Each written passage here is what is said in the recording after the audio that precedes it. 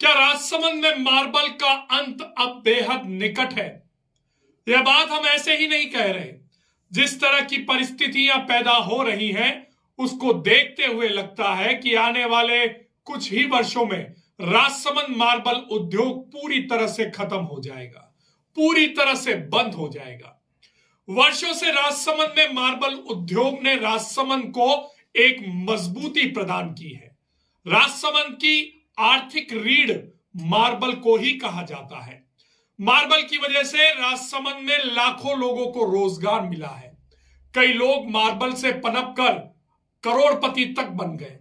लेकिन हालिया स्थिति को देखा जाए तो अब यह महसूस होने लगा है कि बहुत ही जल्द, कुछ ही वर्षों में राजसमंद मार्बल उद्योग पूरी तरह से बंद हो जाएगा।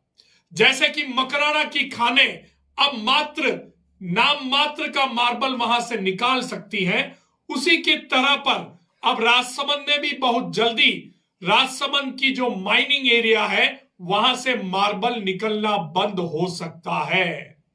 जिस तरह से बाजार की चुनौतियां दिन ब दिन बढ़ रही हैं, जिस तरह से वेट्रीफाइड टाइल्स ने आज मार्बल का स्थान लिया है, और जिस तरह से सरकार की मार्बल के प्रति जो अनदेखी है, वह मार्बल उद्योग की बर्बादी का सबसे बड़ा कारण बन रहा है।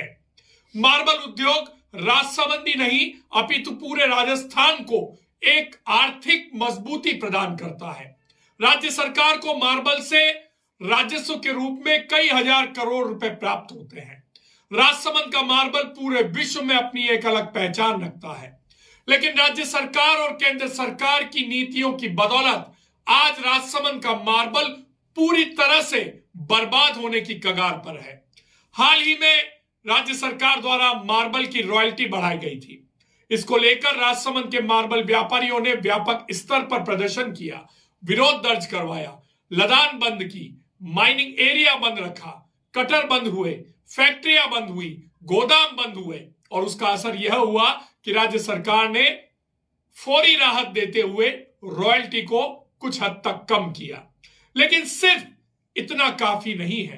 अगर इस मार्बल उद्योग को बचाना है तो इस पर लगने वाली जीएसटी को सबसे पहले कम करना पड़ेगा। हाल ही में उप मुख्यमंत्री प्रेमचंद्र बैरवा ने बजट पूर्व संवाद का एक कार्यक्रम जिला परिषद में आयोजित किया था।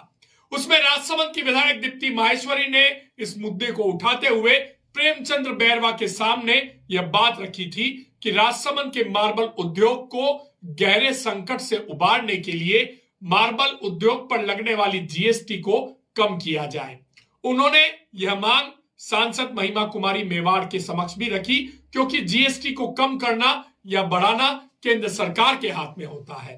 और सांसद महिमा कुमारी मेवाड़ ने भी इस ओर रुचि दिखाते हुए यह जरूर कहा है कि हां, मेरी ओर से मैं भरसक प्रयास करूंगी कि राजसमंद मार्बल उद्योग पर जो जीएसटी लगता है उसको कम किया जाए।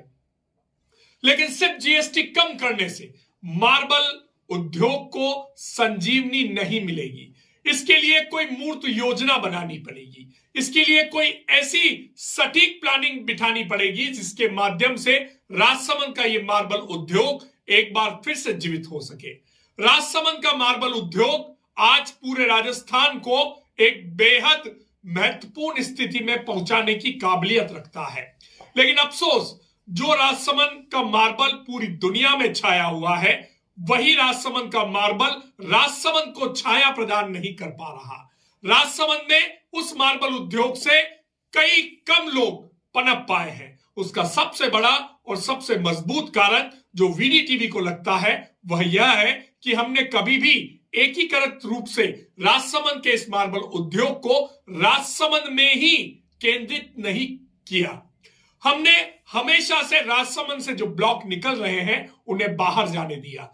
आज भी 80% से ज्यादा राजसमंद के माइनिंग क्षेत्र से निकलने वाले कच्चे माल को बाहर ले जाकर चिराया जाता है, और इसी वजह से किशनगढ़ जैसी मंडी पनपकर आज पूरे विश्व में छाई हुई है। जबकि किशनगढ़ में कहीं भी मार्बल नहीं निकलता।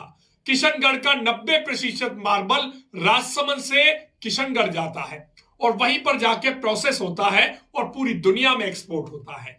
लेकिन हम यहां चूक गए। हमने यहां गलती कर दी और हमारे व्यापारियों ने सोचा कि ये तो माल है, यहां चिरे या वहां चिरे, इसे जाने दीजिए। और यही सबसे बड़ी चूक हो गई और राजसमंद में जो कच्चा माल है वो यहां से धीरे धीरे धीरे बाहर जाने लगा और राजसमंद में कुछ पैसा ही राजसमंद के व्यापारियों के हाथ लगा। आज जब राजसमंद मार्बल उद्योग इस गहरे संकट से गुजर रहा है, तब हम सभी को चाहिए कि हम हमारे जनप्रतिनिधियों को, सरकार को, प्रशासन को मजबूर करें कि वो एक ऐसी पॉलिसी इस राजसमंद मार्बल उद्योग के लिए बनाए कि राजसमंद मार्बल उद्योग एक बार फिर से जीवित हो सके। राजसमंद मार्बल उद्योग सिर्फ मार्बल उद्योग ही नहीं है, बल्कि ये राजसमंद की जीवन रेखा है। अगर राजसमंद मार्बल उद्योग बंद हो जाता है, खत्म हो जाता है, कम हो जाता है, तो यहां पर गहरा रोजगार का संकट आन पड़ेगा। आपको अंदाजा भी नहीं है कि राजसमंद में मार्बल की वजह से कई लोगों ने राजसमंद में अपना आशियाना बनाया है और अगर राजसमंद से मार्बल बंद होता है तो वो सारे लोग एक बार फिर से राजसमंद से पलायन करके अपने अपने क्षेत्र में, अपने अपने शहरों में चले जाएंगे।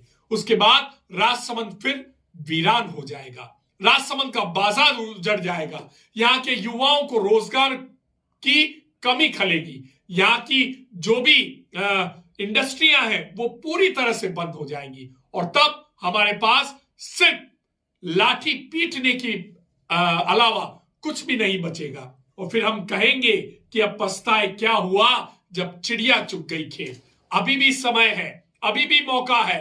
हम बिल्कुल सकारात्मक रूप से हमारे जनप्रतिनिधियों से गुहार करते हैं कि राजसमंद के इस मार्बल उद्योग को बर्बाद होने से, खत्म होने से, बंद होने से बचाने के लिए आपकी इच्छा शक्ति बेहद आवश्यक है। हमारी विधायक दीप्ति जी माहेश्वरी, हमारी सांसद महिमा कुमारी जी मेवाड़, राजसमंद में कांग्रेस के सबसे बड़े नेता, मेवाड़ में कांग्रेस के सबसे बड़े नेता डॉक्टर सीपी जोशी, सभी से हम उम्मीद करते हैं कि वह राज्य सरकार और केंद्र सरकार के माध्यम से राजसमंद के इस मार्बल उद्योग को बचाने के लिए कोई ऐसी योजना जरूर बनाएंगे जिसके माध्यम से राजसमंद का यह दम तोड़ता मार्बल उद्योग एक बार फिर से जी उठे और राजसमंद में फिर से खुशहाली दौड़े। हमें याद है वो समय 1990 से लेकर 1995 का, जब राजसमंद में मार्बल उद्योग अपने चरम पर था और राजसमंद में आर्थिक रूप से इतनी मजबूती थी कि राजसमंद का हर मार्बल व्यवसायी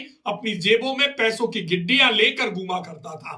राजसमंद में ट्रांसपोर्ट की ऐसी एक कंडीशन थी कि राजसमंद के हर गोदाम पर, हर फैक्ट्री पर, हर माइंसों पर ट्रकों की लाइनें लगी रहती थी। यहां व्यापारियों की भरमार थी और व्यापारियों की वजह से राजसमंद का पूरा बाजार जो है वो चकाचौंध में रहता था। लेकिन इतने वर्षों में राज्य सरकार और केंद्र सरकार की ढुलमुल नीतियों की वजह से राजसमंद का ये मार्बल उद्योग आज अपने अस्तित्व की लड़ाई लड़ रहा है और गुहार कर रहा है कि बचा लो मुझे, क्योंकि मैं इस क्षेत्र की ही नहीं, राजसमंद के बाजार की भी पहचान हूं, यहाँ की आर्थिक रीढ़ हूं और अगर अभी भी मुझे नहीं बचाया गया और अगर अभी भी मुझे मजबूती प्रदान नहीं की गई और अगर अभी भी मेरे लिए कोई योजना नहीं बनाई गई तो वो दिन दूर नहीं कि मैं दम तोड़ दूंगा। वो दिन दूर नहीं जब मैं पूरी तरह से बर्बाद हो जाऊंगा। वो दिन दूर नहीं जब खदानों में मशीनों का शोर बिल्कुल थम जाएगा, जब सड़क पर ट्रकों के पहिए रुक जाएंगे, जब मार्बल की जो फैक्ट्रियां हैं उनके चक्के थम जाएंगे और सारे मजदूर बेरोजगार हो जाएंगे, सारे व्यापारी अपनी दुकानें बंद कर देंगे और राजसमंद का ये बाजार वीरान और उजाड़ हो जाएगा। आज वीडी टीवी आप सभी से निवेदन करता है, इस मुद्दे को जागृत कीजिए, इस मुद्दे को उठाइए, अपनी आवाज को बुलंद कीजिए और उन कानों तक पहुंचाइए जो नीतियां बनाते हैं, जो योजनाएं बनाते हैं और राजसमंद के इस मार्बल उद्योग को बर्बाद होने से बचाइए। राज्य सरकार द्वारा 2 साल पहले राजसमंद में मार्बल मंडी बनाने की घोषणा की गई थी। 2 साल में मात्र जमीन का सिलेक्शन हुआ है, कितना हुआ है, क्या हुआ है, कैसे हुआ है यह भी पता नहीं। कहां जमीन फाइनल हुई है, कागजों में बताया जा रहा है कि रिको इंडस्ट्रियल एरिया में कोई जमीन फाइनल हुई है, लेकिन वहां अभी तक एक बोर्ड तक नहीं लगा है, एक पिल्लर तक नहीं लगा है। और यहां दूसरी तरफ स्थिति ऐसी है कि मार्बल उद्योग प्रतिदिन रोज घुट घुट कर दम तोड़ रहा है। कहीं ऐसा ना हो कि जब तक मार्बल मंडी बने तब तक मार्बल उद्योग ही ना रहे, और तब हम मार्बल मंडी के उस बोर्ड को देखकर अपने आप को गौरवान्वित महसूस करें। तो आज भी समय है, जागिए, उठिए, मार्बल की जीएसटी को कम करवाने के लिए आंदोलन कीजिए, मार्बल की रॉयल्टी को कम करवाने के लिए आवाज को उठाइए, मार्बल मंडी को बनाने के लिए आप पुरजोर प्रयास कीजिए। और हां, अभी भी समय है, बाहर जाने वाले मार्बल ब्लॉक को रोककर राजसमंद में ही उसे प्रोसेस करवाइए, ताकि राजसमंद में व्यापारी आए और राजसमंद के इस बाजार को फिर से गुलजार कर सके।